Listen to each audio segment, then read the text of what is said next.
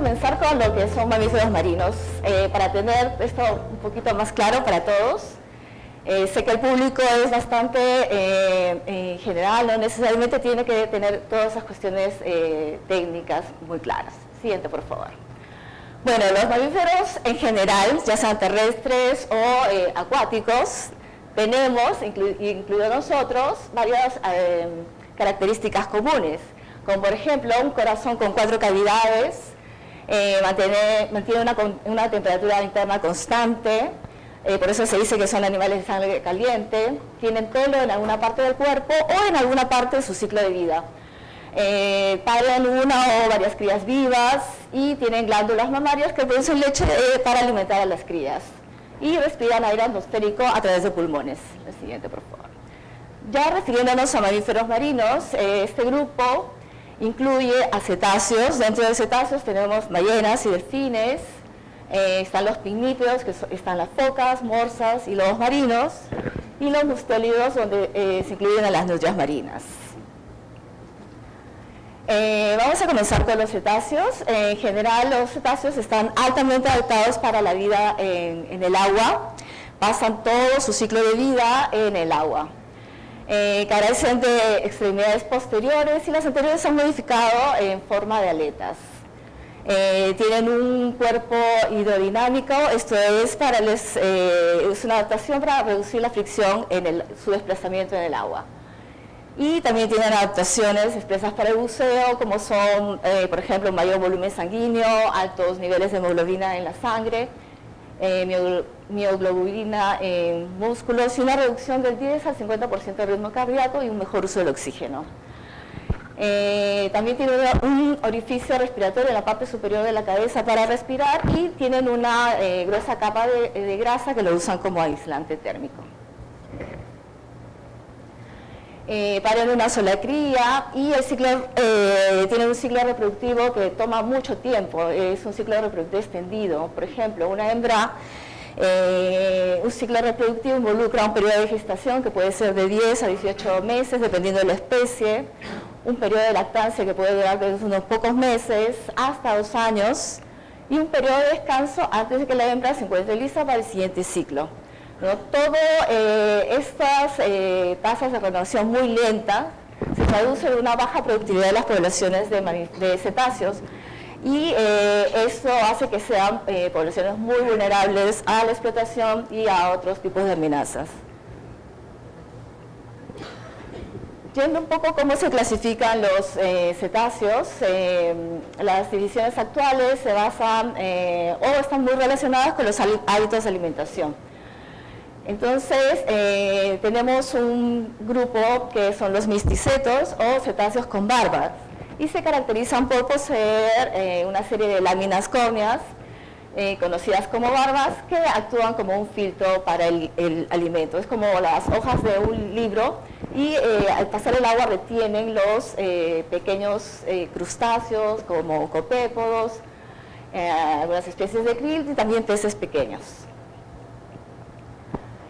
Dentro de este grupo de misticetos se encuentran lo que son las ballenas propiamente dichas. Entre las más conocidas están las especies de mayor tamaño como la ballena azul, que puede llegar a 33 metros, la ballena franca austral, que se encuentra en una situación bastante crítica en la población del Pacífico sudeste, y la ballena jorobada, que es la más familiar para nosotros. El otro gran grupo de cetáceos son los odontocetos o cetáceos con dientes. ¿No? Estos se caracterizan por la presencia de dientes, los cuales no están diferenciados como en el caso de los mamíferos terrestres. Y se alimentan principalmente de peces y calamares, ¿no? Y también algunos crustáceos.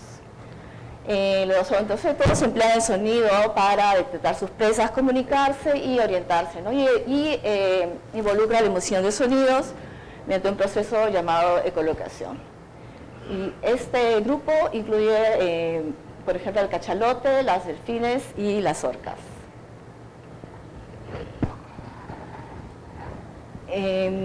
Pigmípedos, este grupo incluye focas, morsas y lobos marinos. Perú solamente tenemos lobos marinos, no tenemos ni morsas ni focas, así que cuando les digan que alguien ha visto focas acá en Perú, díganles que han visto lobos marinos. Los pigmípedos se caracterizan por tener aletas, ¿no? Y en alguna parte del ciclo de vida, especialmente para la reproducción, tienen que salir a tierra para reproducirse, salir a tierra o a la orilla o hacia los témpanos de hielo, ¿no? Para reproducirse. Para tener un poquito más claro las diferencias entre lobos marinos y focas, bueno, lo he puesto porque casi siempre me preguntan esto, ¿no? Entonces, los lobos marinos tienen orejas bastante visibles. Claro que son orejas pequeñas, pero sí son visibles. En el caso de las focas, solo tienen un orificio auditivo. Por otro lado, también se diferencian por la postura y la locomoción en tierra. Los lobos marinos pueden girar sus aletas hacia adelante y por lo tanto son mucho más móviles fuera del agua que las focas. Las focas tienen aletas mucho más cortas y prácticamente se arrastran en tierra, ¿no? El último grupo de mamíferos marinos son los mustélidos.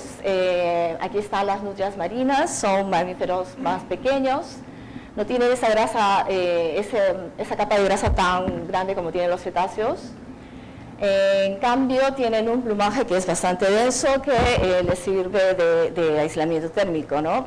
Y se alimenta de invertebrados como crustáceos, cangrejos, moluscos y también peces. ¿Ya lo repetí? ¿Sí? Siguiente. Ya. Ahora vamos a ver los mamíferos marinos registrados en Perú. Actualmente se conocen 33 especies de mamíferos marinos, ¿no? 30 especies de cetáceos, 2 pigmípedos, 2 lobos marinos y una especie de mustelio o nutria. En cuanto a los cetáceos o ballenas más comunes en Perú, esos mapas de la derecha muestran la distribución de cetáceos mayores o ballenas en la costa de Perú. Esta información, esos mapas se han generado a partir de los avistamientos que realizan los observadores de Marte a bordo de los cruceros hidroacústicos para la cuantificación de los recursos pelágicos. Aprovechamos esa plataforma para realizar observaciones de aves y mamíferos marinos y después relacionarlos con los aspectos oceanográficos y las pesas.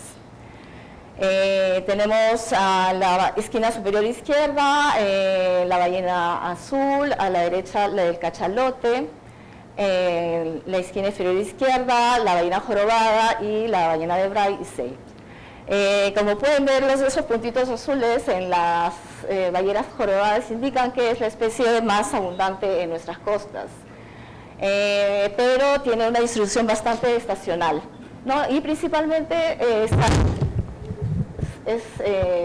lo podemos ver entre julio y octubre, ¿no? En noviembre cuando se dirigen a las áreas de reproducción en el norte y posteriormente en octubre y noviembre cuando se están yendo a las áreas de alimentación en la Antártida.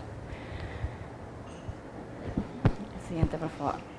En cuanto a los delfines, los más frecuentes son los delfines comunes, el delfín común de hocico largo, que tiene una distribución bastante costera, mientras el delfín común de hocico corto es más oceánico y más hacia la zona norte.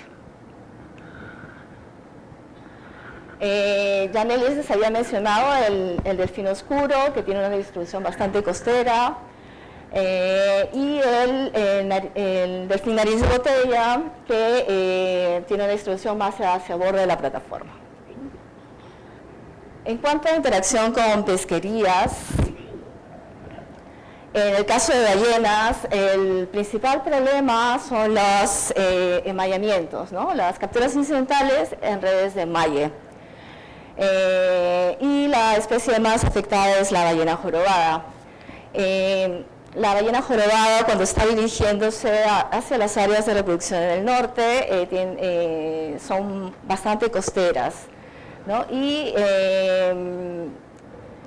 otra fuente de mortalidad que se ha visto, pero que no se ha documentado lo suficiente porque es muy difícil de registrar, son las colisiones con embarcaciones.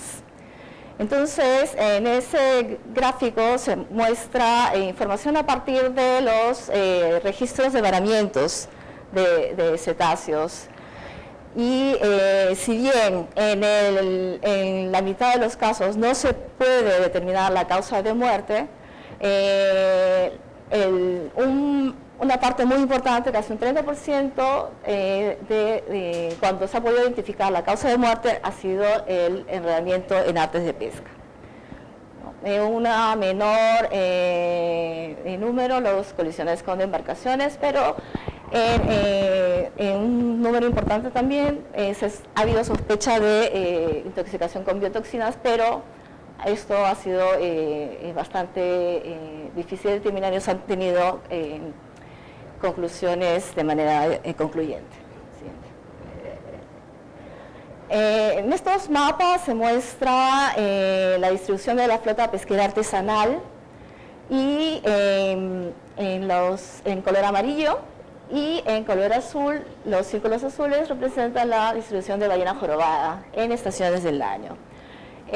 La parte superior tenemos en el invierno, a la derecha verano, en la parte de abajo otoño y a la derecha verano. Como ven, ya les había dicho, la ballena jorobada tiene una distribución en Perú bastante estacional, principalmente en los meses de invierno y primavera. Entonces, como vemos, hay un fuerte traslape entre lo que son áreas de pesca para la flota pesquera artesanal y las áreas de distribución de ballenas jorobadas, ¿no? Incluso muy cerca a la costa de Tumbes, para los meses de invierno y primavera. Siguiente, por favor. En el caso de delfines, ya Nelis les ha mencionado. Si bien todos los mamíferos marinos en Perú son especies legalmente protegidas, en el caso de delfines, si bien existen estas prohibiciones de captura, existe evidencia de capturas incidentales, ¿no? Y ocurren en diversos puertos de la costa. Hay artículos donde publican resultados de diferentes esfuerzos de observación en varios puntos de la costa, donde se muestra que hay niveles importantes de capturas incidentales, ¿no? en distintos viajes, en distintos autores, incluso más recientemente. Se ha visto que capturas incidentales en Perú está ampliamente distribuido en distintos puertos. Siguiente, por favor. En 2017, Vanguard publicó un informe en la Comisión Ballenera Internacional. Él usó como proxies para remoción lo que eran datos de varamientos de cetáceos, ¿no? Y concluyó que las especies más afectadas eran Phocena, el delfín oscuro y el nariz de botella, ¿no? Y estimó una incidencia mínima de interacción humana, ya sea por captura incidental y captura dirigida de un 58%. Y por otro lado también es necesario reconocer que las capturas dirigidas para consumo y uso como carnada en nuestro país son problemas que aún persisten. El tema con las capturas incidentales es que el esfuerzo de observación que tenemos hasta este momento son bastante puntuales y escasos. Entonces, no necesariamente nos da una magnitud real de las capturas, que es algo que se tiene que investigar, ¿no? Siguiente. En cuanto a los lobos marinos, este es un problema bastante serio. El conflicto entre lobos marinos y pesquerías, principalmente las artesanales, por interacciones operacionales. Se dicen interacciones operacionales porque ocurren durante las operaciones de pesca, ¿no? Los lobos dañan los aparejos que usan los pescadores y a su vez también existe un control, entre comillas, de manera ilegal por parte de algunos malos pescadores, ¿no? Los últimos años, IMARPE ha estado dedicando un poco de esfuerzos a hacer registros de varamiento a lo largo de la costa, principalmente en la costa norte. Y para el año 2017 se contaron cerca de 1.500 lobos marinos muertos. Solo dentro de lo que es principalmente Piura y Lambayeque, ¿no? Y la mayoría eran ejemplares machos y subadultos. Entonces, este es un problema que se mantiene latente, pero que requiere un enfoque distinto, ¿no? Y considerando factores socioeconómicos y antropológicos que generan todo este problema, ¿no? Desde hace bastante tiempo, ¿no? Y por otro lado, como ya les dije, es necesario realizar investigaciones de todas las circunstancias operativas en que ocurren las interacciones para desarrollar medidas de mitigación adecuadas y seguras para embarcaciones pequeñas. Por otro lado, cuantificar lo que son capturas incidentales en pesquerías artesanales es realmente un gran reto. El comportamiento de las pesquerías artesanales es muy complejo, son pesquerías que están cambiando, cambian de arte de pesca de acuerdo a la oportunidad de los recursos y esta variabilidad también responde a la variabilidad de nuestro ambiente, ¿no? Les voy a contar algunas de las investigaciones que IMARPE realiza en mamíferos marinos. Ya les mencioné los avistamientos de mamíferos marinos a bordo de los cruceros, los que se hacen cuando aprovechamos, no son cruceros expresamente para avistamiento de mamíferos, aprovechamos una plataforma de observación que dan los cruceros de evaluación de recursos pelágicos para hacer observaciones, ¿no? Entonces seguimos todo el track de crucero que está diseñado para evaluar anchoveta, ¿no? Siguiente, por favor. Lo que tenemos hasta este momento ya son los modelamientos de hábitat, hábitat potencial para algunas especies, principalmente los cetáceos, ¿no? En donde se puede ver una segregación de nicho bastante marcada, ¿no? Hay especies que son muy costeras, otros que están en borde de plataforma y otros más oceánicos.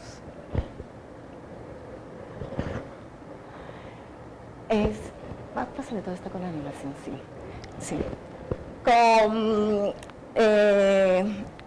estas nuevas regulaciones de Estados Unidos que nos piden cuantificar la abundancia de mamíferos marinos, lo cual requiere de mucho esfuerzo, no solamente a nivel nacional, sino también regional, porque los cetáceos principalmente ocupan grandes áreas en el mar y también son migratorios, requiere de estos esfuerzos regionales, no solamente de un país, ¿no? Mientras tanto, en IMARPE estamos tratando de estamos incorporando mejoras metodológicas a los avistamientos de cetáceos en los buques de investigación y ya hemos incorporado desde los últimos 3 cruceros estas nuevas mejoras en la metodología, lo cual involucra 2 observadores, antes solamente iba un solo observador de mamíferos, ¿no? Esto da como resultado un mayor registro de cetáceos en ambas bandas y la ponderación en el caso de grupos grandes, ¿no? Que son ponderados por 2 o más avistadores. Se usan binoculares reticulados con compás y que permite calcular la distancia, el ángulo del grupo avistado y finalmente tener el estimado del ancho de banda efectivo. Esto permite una mayor precisión de los datos, ¿no? Permite discriminar qué datos son más precisos y los que no pueden ser se va limpiando, ¿no? Entonces también se usa un software donde se hace el ingreso de la información en tiempo real y un ploteo también de los avistamientos. Obviamente esto es un trabajo que se ha iniciado ya desde el año pasado, pero dará frutos no mañana o pasado, tal vez en unos 2 o 3 años. Esto nos va a permitir, ya nos está permitiendo colectar datos de avistamientos con una mejor precisión y se van a hacer análisis más refinados, ¿no? Que implican análisis multivariados que relacionen también abundancia de cetáceos con presas potenciales y condiciones oceanográficas y datos de abundancia y densidad que nos van a acercar un poco más a lo que es la abundancia, si no es la abundancia absoluta, un poco más próximo que solo tener abundancias relativas, ¿no?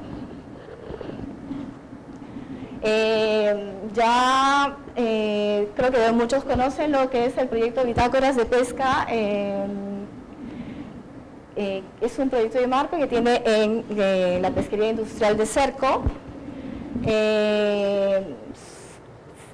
Si bien este programa brinda información desde 1996, el esfuerzo de muestreo es muy bajo, ¿no? Es 2 a 5%, dependiendo. En algunos años han tenido más observadores que en otros, pero sigue siendo bastante bajo.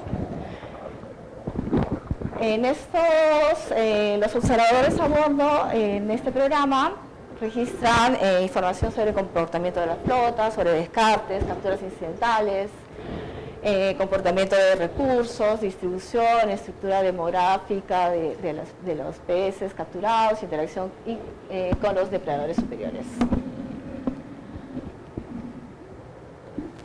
Ya Nelly mencionó las iniciativas que hay en el sector privado, en las empresas, que también están tomando registro de capturas incidentales a bordo de sus embarcaciones.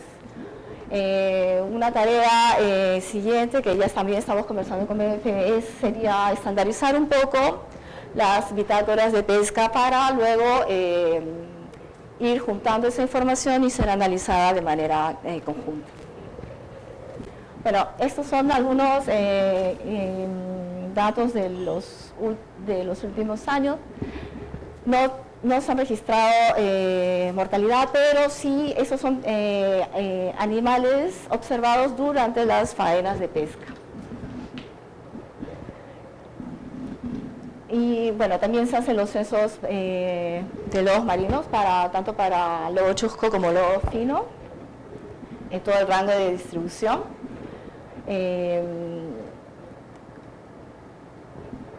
Eso se hace solo durante la época reproductiva, ¿no? Para el lobo chusco las épocas reproductivas son entre febrero y marzo, en el caso del lobo fino entre noviembre y diciembre. También se tiene un monitoreo de los varamientos, se hacen recorridos de playas enfocados principalmente en la costa norte, ¿no?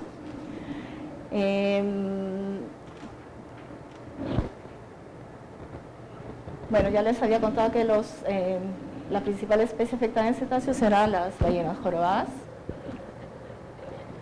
Y finalmente, ¿cómo se enlaza todo esto con las regulaciones impuestas por Estados Unidos respecto a la importación de pescado, ¿no? Y La siguiente, por favor. He rescatado, son resultados de un taller que hubo el año pasado, en Produce, fue organizado por Produce y también con auspicio de CPTS. Fue un taller justamente para ver que tenía varios componentes.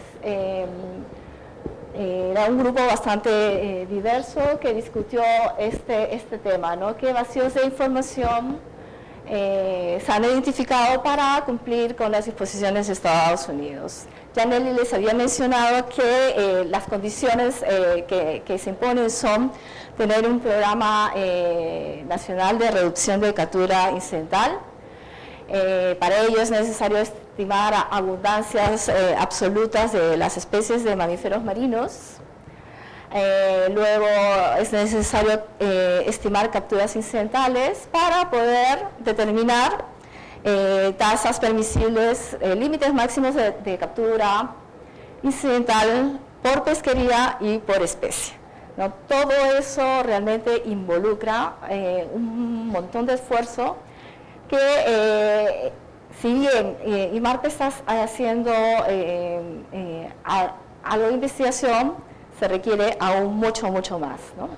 Entonces, principalmente los vacíos estimados de capturas incidentales en diversas pesquerías artesanales e industriales, si bien ya se han mencionado algunos esfuerzos de observación, estos siguen siendo bastante puntuales y bastante bajos. Por otro lado, el comportamiento de esas capturas se obedece a una estacionalidad, la distribución, cuáles son los hotspots, qué factores ambientales pueden aumentar o influir en los niveles de captura, las evaluaciones poblacionales de mamíferos marinos, especialmente lo que son cetáceos, abundancias y estructura poblacional son bastante necesarios, pero requieren un esfuerzo enorme. Todo esto para poder establecer esos límites de captura por pesquería y por especies y trabajar en todos los temas de mitigación, que si bien ya hay un inicio en esto, no solamente ver eso, sino la factibilidad de implementarlo y que no afecten a otros componentes del ecosistema, ¿no?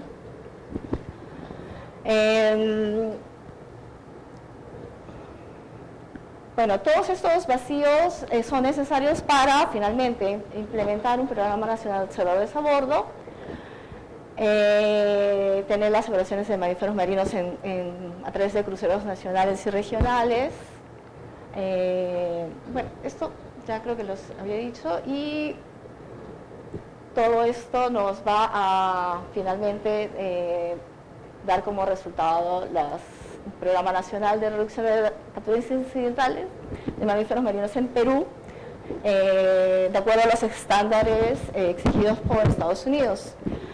En ese taller también se identificó que los actores claves para la resolución de todos estos temas eran no solamente instituciones del Estado como Produce, IMARPE, CERFOR, sino también las universidades, la sociedad civil, las ONGs, pescadores, sector privado, industria y también ayuda internacional, ¿no? De organismos internacionales para poder llevar a cabo toda esta tarea. Desde el punto de vista de IMARPE y la investigación, lo vemos más que nada como una oportunidad para tener mayor esfuerzo en lo que es investigación.